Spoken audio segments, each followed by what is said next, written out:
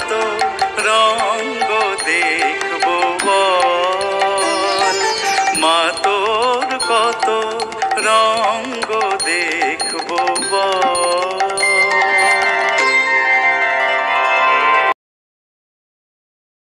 Hello everyone, good evening. আবার একটা নতুন ভিডিওতে সকলকে জানাই অনেক অনেক ওয়েলকাম। আশা করছি তোমরা সকলে খুব ভালো আছো, আমরাও ভালো আছি। আজ কৌশিকী অমাবস্যা উপলক্ষে সকালের পুজোর ভিডিওটা আমি তোমাদের সঙ্গে শেয়ার করে দিয়েছি। তোমরা সেখানে এত ভালোবাসা দিয়েছো, তার জন্য প্রত্যেকটা মানুষকে জানাই অসংখ্য ধন্যবাদ। এখন সন্ধ্যাবেলা আমি ঠাকুর ঘরে চলে এসেছি। আজ রাতের পুজোটা আমি করব। সেই জন্য আমার প্রয়োজনীয় যে সমস্ত জিনিসপত্র লাগবে মায়ের পুজোর জন্য, আমি সমস্ত জিনিস গুছিয়ে নিয়ে চলে এসেছি। সেটা তো তোমরা আগের ভিডিও দেখেই বুঝতে পেরেছ। এখন সন্ধ্যাবেলা একদম রেডি হয়ে চলে এসেছি ঠাকুর ঘরে। মাকে আজ একটা নতুন শাড়ি পরাবো। এই শাড়িটা মাকে বাৎসরিক পুজোর সময় পরানো হয়েছিল। তোমরা যারা বাৎসরিক পুজোর ভিডিওগুলো দেখোনি, তারা আমার চ্যানেলে গিয়ে ভিডিওগুলো দেখতে পারো। বিশ্বাস করো, প্রত্যেকটা ভিডিও দেখতে তোমাদের খুব ভালো লাগবে। আমি মায়ের প্রত্যেকটা গহনাগুলো এক এক করে খুলে নিচ্ছিলাম। মায়ের টায়রা, টিকুলি, নথ, মুকুট এগুলো সব চুলের সঙ্গে থাকে, তো সেগুলো আস্তে আস্তে না খুললে চুল ছিঁড়ে যাওয়ার ভয় থাকে, আর একটু চুল ছিঁড়লে তো মায়ের লাগতে পারে। সেই জন্য একদম আস্তে আস্তে এগুলো খুলতে হয়। মন্দির পরিষ্কার করে মাকে নতুন শাড়ি গয়না পরিয়ে ভোগ রান্না করে সমস্ত কিছু সামলাতে একা হাতে অনেকটা সময়ের ব্যাপার। আর তার সঙ্গে তো একা হাতে এত কাজ করা সত্যিই মুশকিল। পিসিমণিকে সকালে বলে দিয়েছিলাম সন্ধ্যাবেলা একটু তাড়াতাড়ি আসতে, আমি যে ভোগগুলো রান্না করব সেই ভোগের সবজিগুলো কেটে দেওয়ার জন্য। পিসিমণি এসে সমস্ত সবজি নিয়ে বসে পড়েছে। আমার কাছ থেকে জিজ্ঞাসা করে নিল আমি কী কী রান্না করব, সেগুলো সবজি কাটতে বসে গেছে। আর এদিকে আমি মা অন্নপূর্ণাকে স্মরণ করে ঠাকুরের ভোগগুলো বসিয়ে দেব। আজকে মায়ের জন্য বানাবো খিচুড়ি, সেই কারণে এখানে মুগ ডালটা ভেজে বসিয়ে দিয়েছি, আর এদিকে বসিয়ে দিয়েছি পায়েসটা। ওহো, তোমাদের তো মায়ের শাড়িটা দেখানোই হয়নি, চলো দেখিয়ে দিই। মাকে আজকে লাল পরাবো বলে আমি নিজেও লাল টুকটুকে একটা শাড়ি পরে রেডি হয়ে গেছি। আজকে শাড়ি পরতে গিয়ে একটা ঘটনা ঘটেছে। জানো তো, লাল শাড়ি পরতে আমার ভীষণ ভালো লাগে। সেই কারণে নতুন লাল শাড়ি আলমারিতে আছে কি না সেটা খুঁজে বার করা খুব মুশকিল। আমি তো প্রথম থেকেই ভাবছিলাম হয়তো পাবো না। যে কটাই লাল শাড়ি আছে সমস্তটাই কোনো না কোনো অনুষ্ঠানে পরে ফেলেছি। তারপর খুঁজে দেখলাম যে শাড়িটা আমি পরেছি সেটা একবারও পরা হয়নি, একদম নতুন। সেই কারণে এই শাড়িটাই পরে নিলাম। মা হয়তো চেয়েছিল আমিও আজকে মায়ের মতো লাল শাড়ি পরি, সেই কারণেই শাড়িটা পেয়ে গেলাম। বেশ ভালো লাগছিল।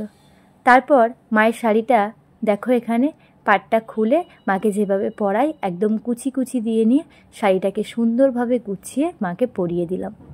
আর এদিকে বাবাই এখন বসে বসে খেলা করছে। এখানে মা আমার শাড়ি পরে একদম রেডি। আমি একে একে মায়ের সমস্ত গয়নাগুলো পরাচ্ছিলাম। তোমরা আমাকে জানিয়ে তো এই লাল টুকটুকে অপূর্ব সুন্দরকে দেখতে কেমন লাগছে। এদিকে তো রান্নাঘরে একের পর এক ভোগ কিন্তু তৈরি হচ্ছে। মাঝে মাঝে রান্নাঘরে আর মাঝে মাঝে ঠাকুর ঘরে এই চলছে এখন আমার। এদিকে একদিকে চাটনি আর একদিকে কলা ভাজা বসিয়ে দেওয়া হয়েছে। চলো আজকে মায়ের সাজানোর জন্য যে মালাগুলো এনেছি সেগুলো বার করে নিই।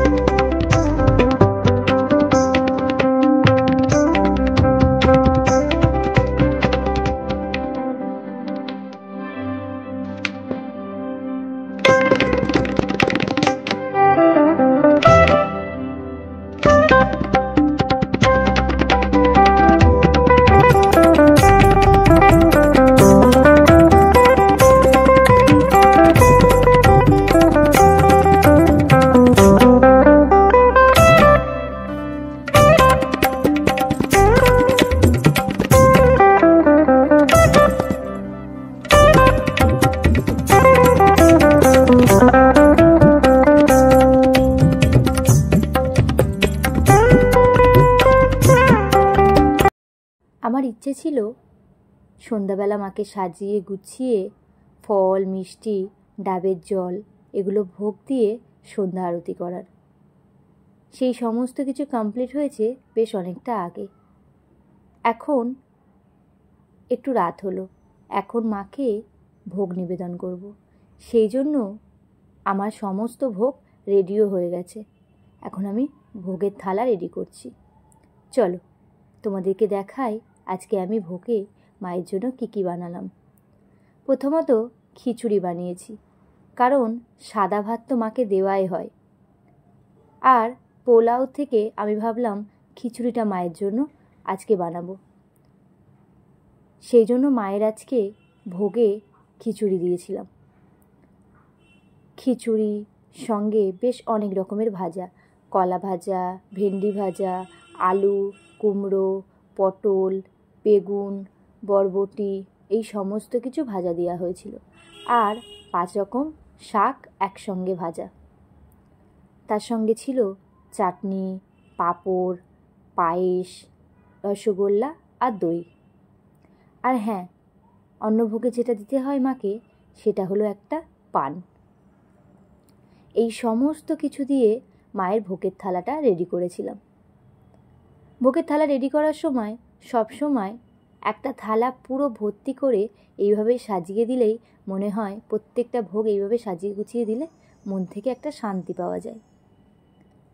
আচ্ছা তোমরা বলো তো মায়ের এই ভোগের থালাটা কেমন লাগছে দেখতে? আমাদের মায়ের পুজোতে মাছ দেওয়া হয়। আমরা ভোগ রান্না করলেই মাকে কিন্তু মাছ দিই। আজকে আমার ইচ্ছা ছিল নিরামিষ ভোগ দেওয়ার, আজকে আর মাকে মাছ দেব না। সেই কারণে আজ আর কোনো রকম মাছ রান্না কিন্তু হয়নি। সমস্ত ভোগটাই কিন্তু একদম মাছ ছাড়াই হয়েছে। এখানে আমার ভোগের থালা একদম রেডি। আমি ফুল বেলপাতা দিয়ে ভোগের থালাটা রেডি করে দিয়েছি।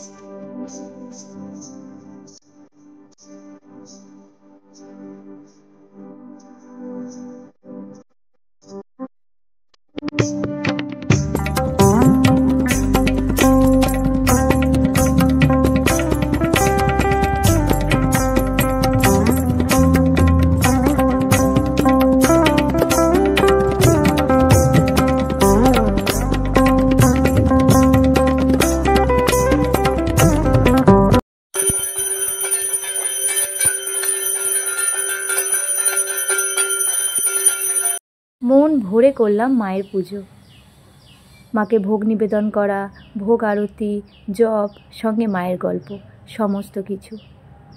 তারপর ভোগ প্রসাদ তুলে বাড়িতে বাড়িতে দেওয়ার জন্য এখানে আমি কিন্তু থালায় করে সবার বাড়ি বাড়ির জন্য ভোগ তুলে নিয়েছি। আর এটা হচ্ছে মায়ের প্রসাদ। পুজো টুজো কমপ্লিট করে এতক্ষণ জব করছিলাম। এখন ঘড়িতে বাজে রাত প্রায় 1টা। তো চলো আজকে ভিডিওটা এখানেই শেষ করছি। তোমাদের আজকে ভিডিওটা কেমন লাগলো না লাগলো অবশ্যই সেটা কমেন্ট করে জানিও। আর আজকে কারা কারা কৌশিকী অমাবস্যায় পুজো করছো তারা কিন্তু অবশ্যই কমেন্ট করে জানিও। আর আজকে আমাদের মাকে দেখতে কেমন লাগছে, সমস্ত ভোগ তোমাদের দেখতে কেমন লাগছে, কেমন করে মাকে সাজিয়ে গুছিয়ে ঠিকঠাক দিতে পেরেছি কি না, তোমাদের কেমন লাগলো সেটা কিন্তু অবশ্যই কমেন্ট করে জানিও। আবারও তোমাদের সাথে নিত্য নতুন ভিডিওতে দেখা হবে। আজকের মতো টাটা, গুড নাইট। আর কে কে তারাপীঠ থেকে আমার ভিডিও দেখো অবশ্যই সেটা জানিও। বাই।